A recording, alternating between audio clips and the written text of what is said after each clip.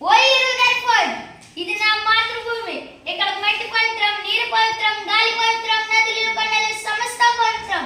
ఈ జన్మకే కాదు 1000 జన్మలకైనా ఈ పుణ్యభూమిలోనే పుడతాను. నా ప్రజల సమస్యలకై పాటుపడతాను.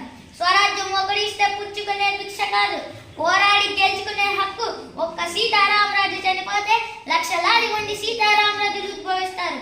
ఒక్కొక్కడు ఒక్కొక్క విప్లవీయుడై బ్రిటిష్ సామ్రాజ్య పునాదులు పెళ్లగిస్తారు.